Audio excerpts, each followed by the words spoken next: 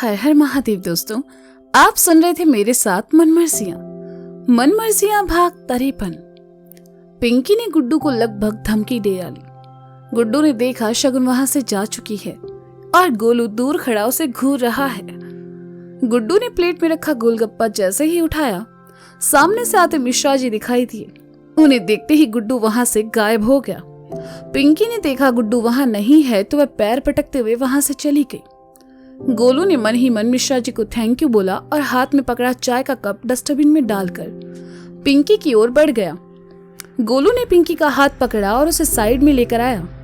गोलू को देखकर पिंकी और भड़क गई तो गोलू ने कहा, सुनो पिंकिया, गुड्डू भैया का पूरा खानदान यहाँ मौजूद है, उनके सामने ऐसे वैसे हरकत करने की सोचना भी मत। तुम हमें मत सिखाओ हमें क्या करना है।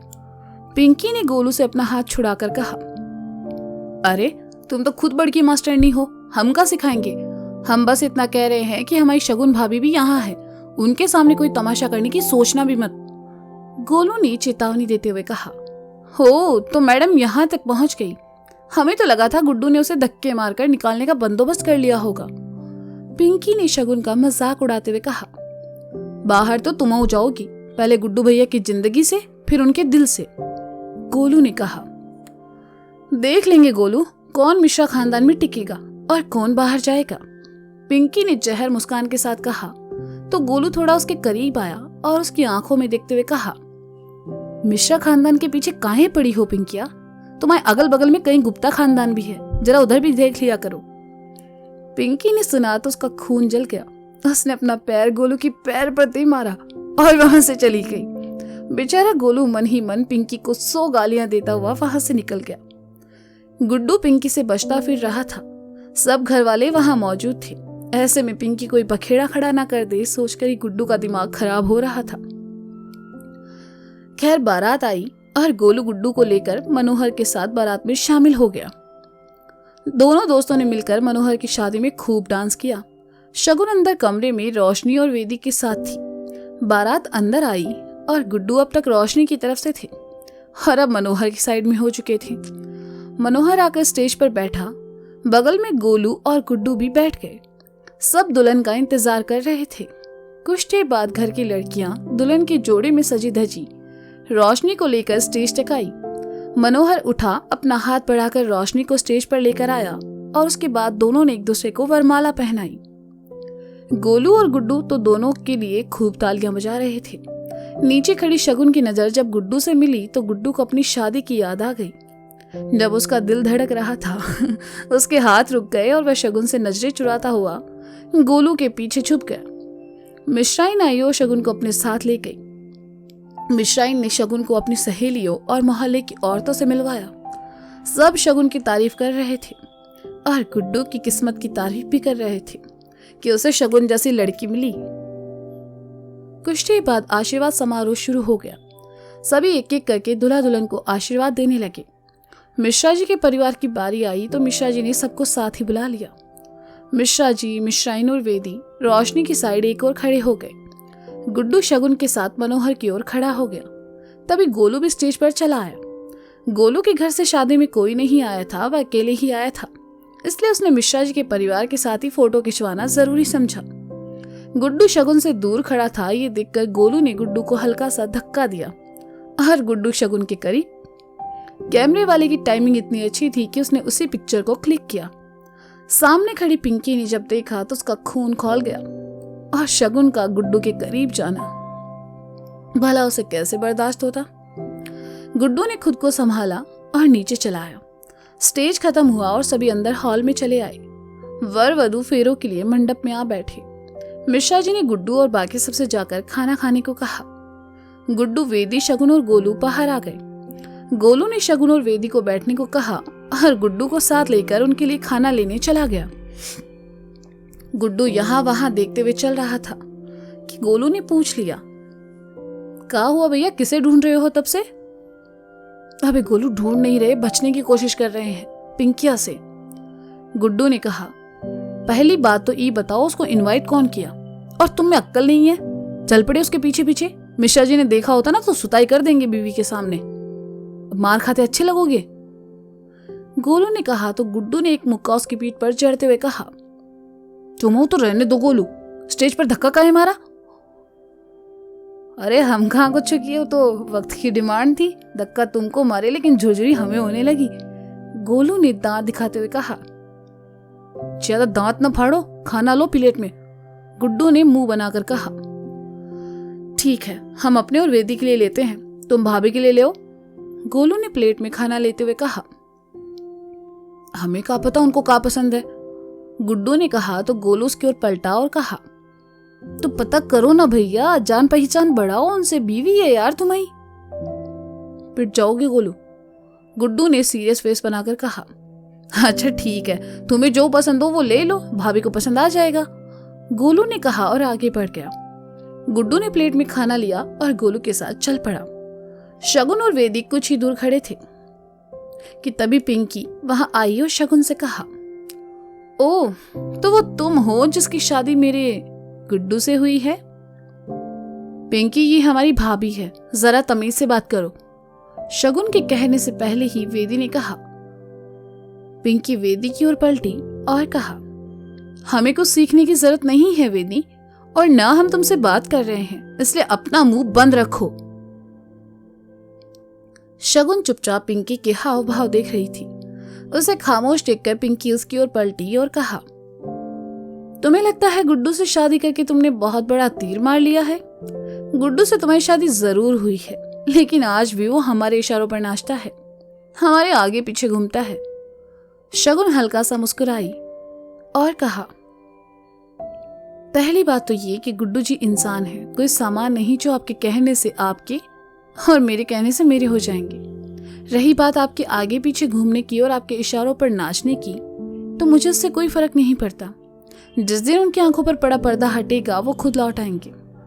एक बात और, उनसे शादी करके मैंने भले कोई तीर नहीं मारा, लेकिन मैं उनके घर में उनके साथ हूँ, और आप उनसे प्यार करती हैं लेकिन फिर भी है तो घर के बाहर ही। तो अब दिमाग लगा लीजिए कि नुकसान किसका हुआ, मेरा या फिर आपका। शगुन की बातों ने तो जैसे पिंकी के सीने में लगी आग को और बढ़ा दिया। उसका चेहरा गुस्से से लाल हो चुका था और वेदी को ये देखकर बहुत मजा आ रहा था। पिंकी को लगा शगुन चुप रहने वाली भोली भाली लड़की है, लेकिन किस इंसान को कैसा जवाब देना है ये हमारी शगुन बहुत अच्छे से जानती थी। पिंकी को गुस्से से उबलता देखकर शगुन उसके थोड़ा करीब आई और कहा, गुड्डू जी आपका प्यार है और हम उनकी पत्नी, दोनों में से किसी एक को तो कुर्बानी देनी होगी। आप अपनी कोशिश कर लीजिए, मैं अपनी कर लेती हूँ। कहकर पिंकी पैर पटकते हुए वहां से चली गई। वेदी ने शगुन को साइड हक करके कहा, वाह भाभी आपने तो कमाल कर दिया, आज तो पिंकिया सिसक सिसक कर रोने वाली है। मैंने कुछ नहीं किया, बस उन्हें आईना दिखाया है। गुड्डू जी के लिए जो शब्द उन्होंने कहे मुझे अच्छा नहीं लगा, इसलिए जवाब दिया। बुरा लगा हो तो सॉरी, शगुन ने मासूमियत से कहा। अरे नहीं भाभी, आप क्यों सॉरी बोल रही हैं? वो तो गुड्डू भैया ही गधे, हमारा मतलब पागल हैं जो आपको समझ नहीं पा रहे, वेदी ने कहा तो शगुन सामने से आते गुड्डू को देखकर सोचने लगी। पर मुझे यकीन है आप एक दिन जरूर समझेंगे। कहाँ खोए हो भाभी? गोलू ने एकदम से शगुन के सामने आकर कहा। शगुन अपने ख्यालों से बाहर आई और कहा, कहीं नहीं, बस ऐसे ही। गोलू भैया कितनी देर लगा दी खाना लाने में? वेदी ने गोलू के हाथ से प्लेट लेकर टेबल पर रखते हुए कहा। गुड्डू ने भी अपने हाथ में पकड़ी प्लेट को टेबल पर रखा और बैठ गया। गोलू, शगुन और वेदी भी आ बैठी। शगुन बिल्कुल गुड्डू के सामने बैठी थी। अब तो गुड्डू की नजर बार बार शगुन पर चली जाती और जैसे ही दोनों की नजरें मिलती गुड्डू इधर उधर देखने लगता। गोलू और वेदी बतियाते हुए खा रहे थे, वहीं गुड्डू और शगुन खामोश थे। गुड्डू के दिमाग में तो बार बार यही बात चल रही थी कि शगुन उसके बारे में क्या सोच रही होगी जब उसने पिंकी को उसके साथ देखा होगा। कुछ देर बाद वेदी ने इशारों इशारों में गोलू को वहां से चलने को कहा। भैया हम और वेदी चाट खा कर आते हैं, गोलू ने उठते हुए कहा। हाँ गोलू भैया, कहते हुए वेदी भी उठी और गोलू के साथ चल पड़ी। शगुन और गुड्डू अब अकेले थे। गुड्डू चुपचाप खाता रहा तो शगुन ने धीरे से कहा, मैं आज पिंकी से मिली। गुड्डू ने जैसे ही सुना खांसने लगा। शगुन ने पास रखा पानी का ग्लास गुड्डू की ओर बढ़ा दिया। गुड्डू ने पानी पीकर ग्लास रखा तो शगुन ने आगे कहा, अच्छी लड़की है। शगुन के मुंह से पिंकी के बारे में अच्छा सुनकर गुड्डू को हैरानी हुई।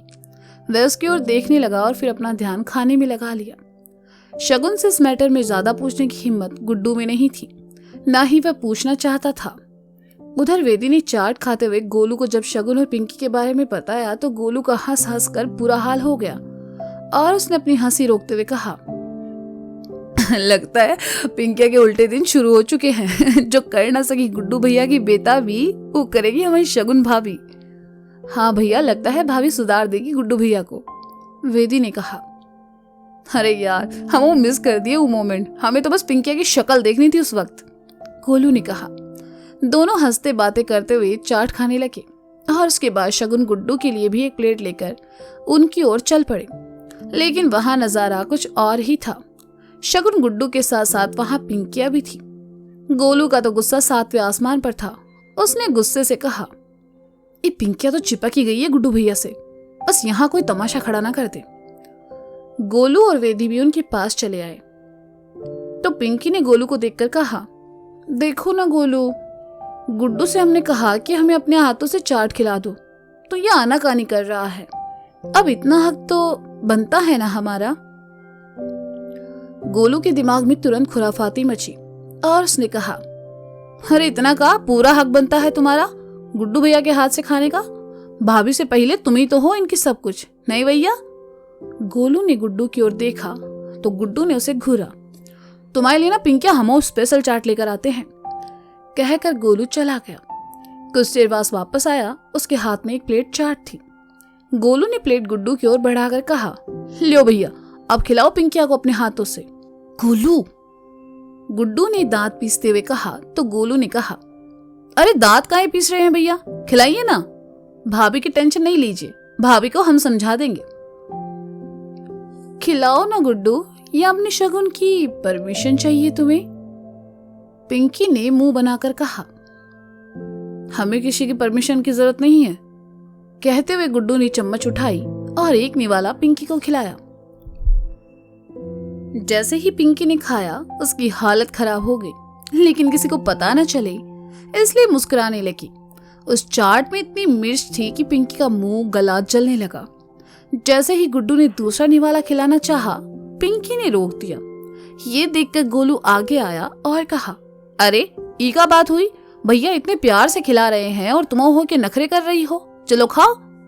कहते हुए गोलू ने भी 1-2 चम्मच खिला दिया। अब तो पिंकी की आंखों से आंसू और नाक से पानी बहने लगा। शगुन ने देखा तो समझ गई गोलू ने जरूर कोई शरारत की है। उसने पानी का ग्लास पिंकी की ओर बढ़ा दिया। पिंकी ने पानी पिया। मनोहर ने गुड्डू को बुला लिया तो गुड्डू वहां से चला गया। पिंकी ने पानी पिया, लेकिन अभी भी उसका मुंह जल रहा था।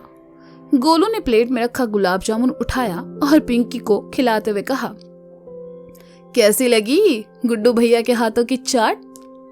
तुम्हें तो हम छोड़ेंगे नहीं गोलू, पिंकी ने आंखों में पानी भरकर कहा। हाय, हम तो चाहते हैं कि तुम हमें कभी ना छोड़ो, गोलू ने आहें भरते हुए कहा। तो पिंकी वहां से चली गई। शगुन गोलू के पास आई और कहा, आपको ऐसा नहीं करना चाहिए था गोलू भैया। अरे भाभी, तुम चिंता हो नहीं, सब ठीक है, गोलू ने मुस्कुराकर कहा और फिर मन ही मन कहा, हमारे होते चिंता करने की कोनो जरूरत नहीं है भाभी, आपको और गुड्डू भैया को एक करने के लिए हम कुछ भी करेंगे। तो दोस्तों, ये था मनमर्जियां भाग 53। इसका अगला भाग आप जल्द ही सुनेंगे मेरे साथ। तब तक के लिए शुक्रिया, बाय बाय, अपना ख्याल रखें और हाँ, सुनते रहें मनमर्जियां मेरे और गोलू गुप्ता के साथ। तो मिलते हैं जल्दी, तब तक के लिए बाय बाय।